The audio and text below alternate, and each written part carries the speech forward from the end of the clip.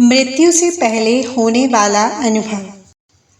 आत्मा जब शरीर को छोड़ती है तो मनुष्य को पहले ही पता चल जाता है। ऐसे में वह स्वयं भी हथियार डाल देता है, अन्यथा उसने आत्मा को शरीर में बनाए रखने का बहुत प्रयत्न किया होता है और इस चक्कर में कष्ट झेला होता है। अब उसके सामने उसके सारे जीवन की यात्रा चलचित्र की भांति चल रही होती है। उधर आत्मा शरीर से निकलने की तैयारी कर रही होती है। इसलिए शरीर के 5 प्राण एक धनंजय प्राण को छोड़कर शरीर से बाहर निकलना आरंभ कर देते हैं।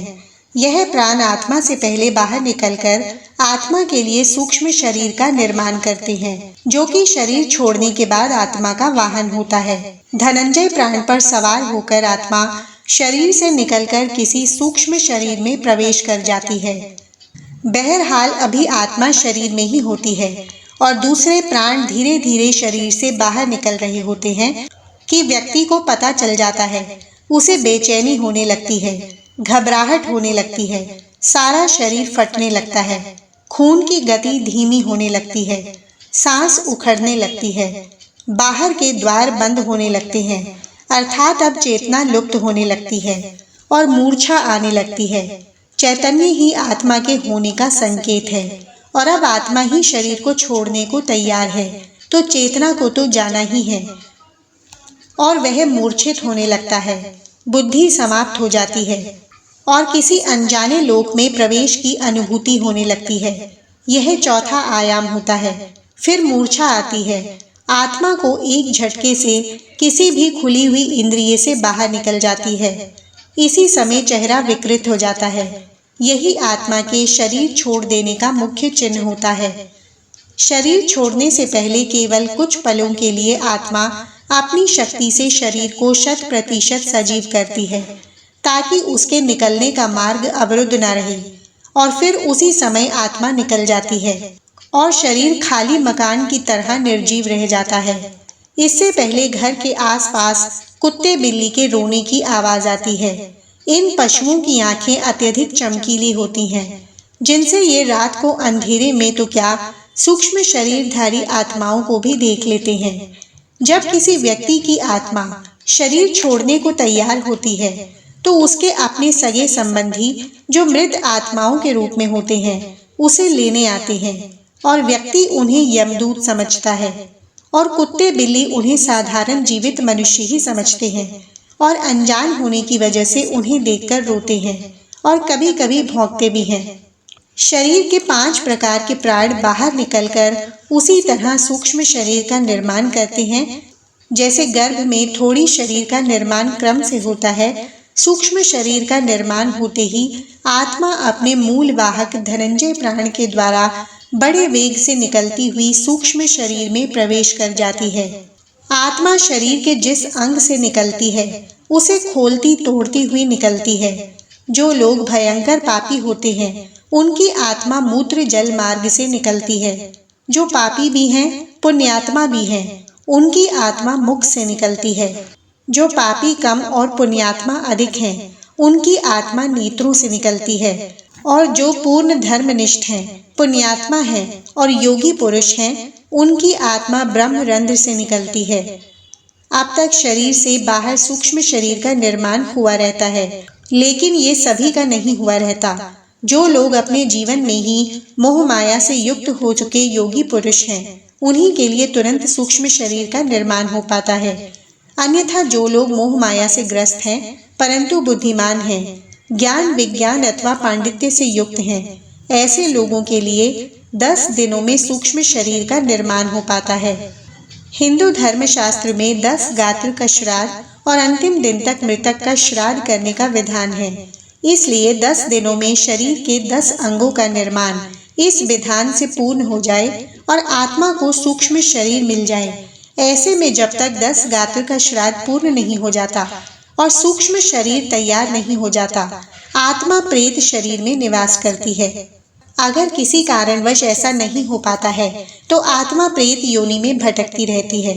एक और बात, आत्मा के शरीर छोड़ते समय व्यक्ति को पानी की बहुत प्यास लगती है। शरीर से प्राण निकलते समय कंठ सूखने लगता है, हृदय सूखता जाता है और इससे नाभि जलने लगती है। लेकिन कंठ अवरुद्ध हो पाने से पानी पिया नहीं जाता और ऐसी ही स्थिति में आत्मा शरीर को छोड़ देती है। प्यास अधूरी रह जाती है, इसलिए अंतिम समय में मुख में गंगाजल डालने का विधान है। इसके बाद आत्मा का अगला पड़ाव होता है शमशान का पीपल। यहाँ आत्मा के लिए जमघट बंधा होता है जिसमें पानी होता है। यहाँ प्यासी आत्मा जमघट से पानी पीती है जो उसके लिए अमृत तुल्य होता है। इस पानी से आत्मा तृप्ति का अनुभव करती है। हिंदू धर्म शास्त्रों में विधान है कि मृतक के लिए यह सब करना होता है ताकि उसकी आत्मा को शांति मिले। अगर किसी कारणवश मृतक का 10 गात्र का श्राद्ध न हो सके और उसके लिए पीपल पर यमघट भी न बांधा जा सके तो उसकी आत्मा प्रेत योनि में चली जाएगी और फिर कब वहां से मुक्ति होगी कहना कठिन होगा। कुछ उपाय अवश्य है। पहला तो ये कि किसी के देहावासन होने के समय से लेकर 13 दिन तक निरंतर भगवान के नामों का उच्च स्वर में अथवा कीर्तन किया जाए और जो संस्कार बताए गए हैं उनका पालन करने से मृतक भूत प्रेत की योनि नर्क आदि में जाने से बच जाएगा। लेकिन ये करेगा कौन? ये संस्कारित परिजन, संतान, नातेदार ही कर सकते हैं। अन्यथा आजकल के लोग केवल औपचारिकता निभाकर केवल दिखावा ही अधिक करते हैं। दूसरा उपाय कि मरने वाला व्यक्ति स्वयं भजन आनंदी हो और अंतिम समय तक यथासंभव हरि स्मरण में रहा हो। तीसरा, भगवान के धामों में देह त्यागी हो अथवा दाह संस्कार काशी, वृंदावन या चारों धामों में से किसी में हुआ हो। स्वयं विचार करना चाहिए कि हम दूसरों के भरोसे रहें या अपना हित स्वयं साधें। जीवन बहुत ही अनमोल है, इसको व्यर्थ मत गंवाएं। एक एक पल को सार्थक करें। हरि नाम का नित्य आश्रय लें। मन के दायरे से बाहर निकलकर सचेत होकर जीवन जिएं, न कि मन के अधीन होकर। यह मानव शरीर बार बार नहीं मिलता। जीवन का एक एक पल जो जीवन गुजर रहा है वह फिर वापस नहीं मिलेगा। इसमें जितना अधिक हो सके भगवान का स्मरण जप करते रहें। हर पल जो भी कर्म करो बहुत सोच समझ कर करें, क्योंकि कर्म परछाई की तरह मनुष्य के साथ रहते हैं। इसलिए सदा शुभ कर्मों की शीतल छाया में रहें। वैसे भी कर्मों की ध्वनि शब्दों की ध्वनि से अधिक ऊंची होती है, अतः सदा कर्म सोच विचार कर करें। जिस प्रकार धनुष में से तीर छूट जाने के बाद वापस नहीं आता, इसी प्रकार जो कर्म आपसे हो गया वह उस पल का कर्म वापस नहीं होता, चाहे अच्छा हो या बुरा। इसलिए इससे पहले कि आत्मा इस शरीर को छोड़कर चली जाए, शरीर में रहते हुए आत्मा को यानी स्वयं को जान ले और जितना अधिक हो सके मन से, वचन से, कर्म से भगवान श्री राम, श्री कृष्ण का ध्यान, चिंतन, कीर्तन करते रहें। निरंतर स्मरण से हम पाश से तो बचेंगे ही बचेंगे, साथ ही हमें भगवत धाम भी प्राप्त हो सकेगा, जो कि जीवन का वास्तविक लक्ष्य है।